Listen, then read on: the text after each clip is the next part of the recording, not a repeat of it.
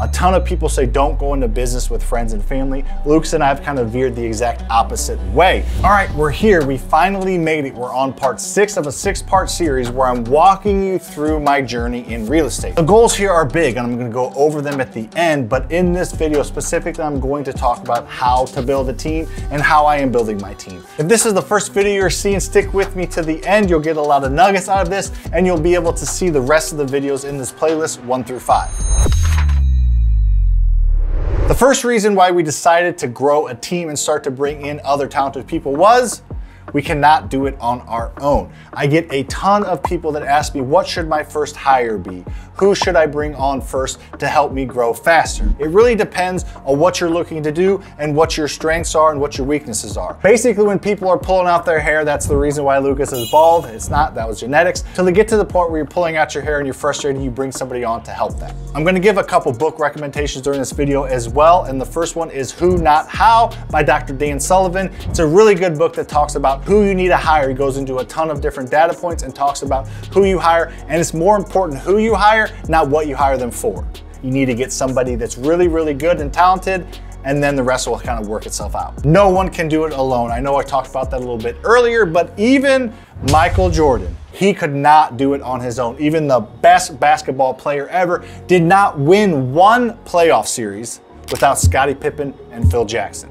He had a lot of other really talented people on the team, but he was the best player in the league at that time for quite a while. But he couldn't even get out of the first round of the playoffs because he didn't have the support. He was scoring a ton, wasn't passing a ton, and just wasn't winning. He was actually known as a non-winner there for a while. But then eventually he got the right team around him, got the right coach, and embraced all of those things, and he won 6 out of 6 championships. When we hire team members, it's 100% focused on culture first and then skill. Of course, I'm not going to hire somebody that's super outgoing, that needs to be in front of people, that's great at sales, and stick them behind a desk punching numbers all day as an accountant. So skills do matter, but in general, the very first thing that we look at is culture. We can teach people skills and certain things that align with their personality. We take a personality test as well, but culture is the most important thing, and that's what we look for. When you have people that aren't the best cultural fit, it can affect the entire organization and really, really go down a dark negative path. So we hire people that are loyal,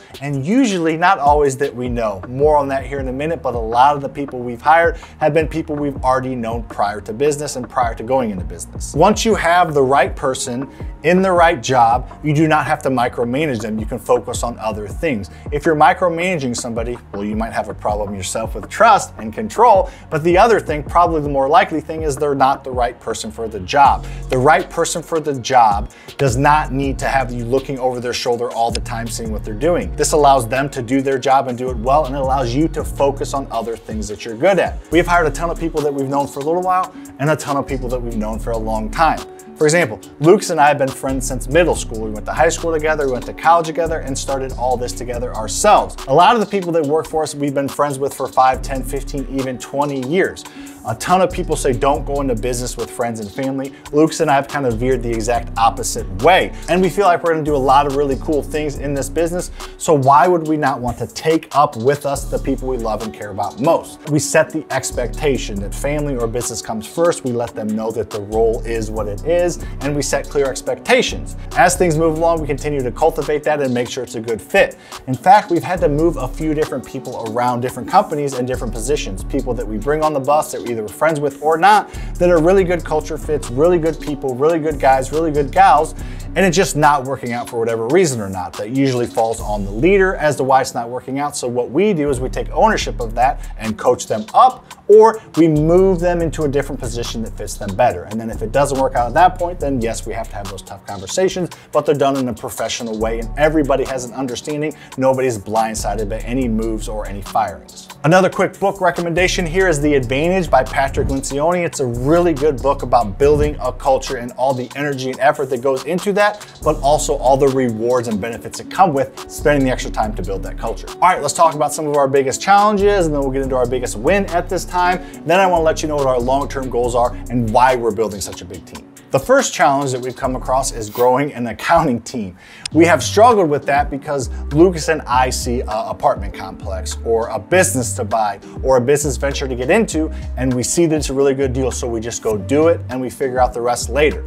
That works because we're willing to roll up our sleeves or bring in the right people to make it work. But where we have fallen a little bit short and caused a little bit of turbulence is the accounting side and keeping up with the books, because that's something neither of us are good at and don't have a strong skill set in. So we're hiring people, we're bringing people on, but keeping up with the back end, keeping up with payroll, taxes, accounting, all those things has honestly been a struggle for us. We're working on it now. We're setting things into place and building a really strong accounting team, but that's definitely something that was kind of on the back of our minds as we've been growing, but it is what it is. We'll figure it out. The other challenge is the pressure. There's pressure that comes along with owning a company and having employees and team members, but I feel like that pressure is even more and kind of doubled as they're your friends and your family. Lucas and I need to make strategic and strong decisions and be great leaders because we want to grow our companies and provide for our team members, but there's a little bit more added on when they're your family and your friends and you see them on evenings and weekends and holidays and things like that. We want to make sure to make good, strong, sound business decisions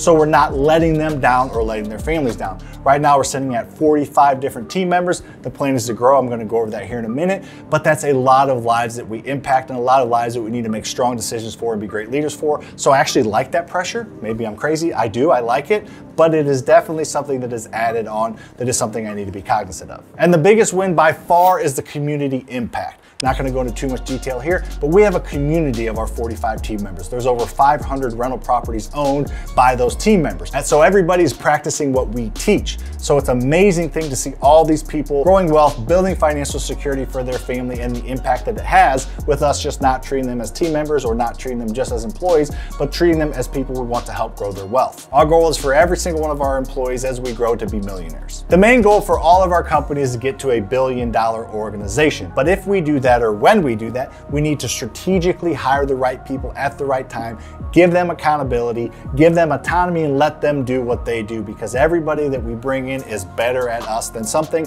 probably a lot of things. So we need to lead into that, make strong business decisions, oversee the operations, and let the amazing, talented human beings that we bring into this building do their thing. Oh yeah, if we do that, we will be well on our way to bringing an NBA team to St. Louis, the St. Louis Archers. We're gonna have an NBA team. That's the end fun goal. Hope you enjoyed this video. Like I said, over here is the entire playlist of this 6-part series where I walk you through my entire journey and teach lessons along the way. So check that out, subscribe, like this video. See you on the next one.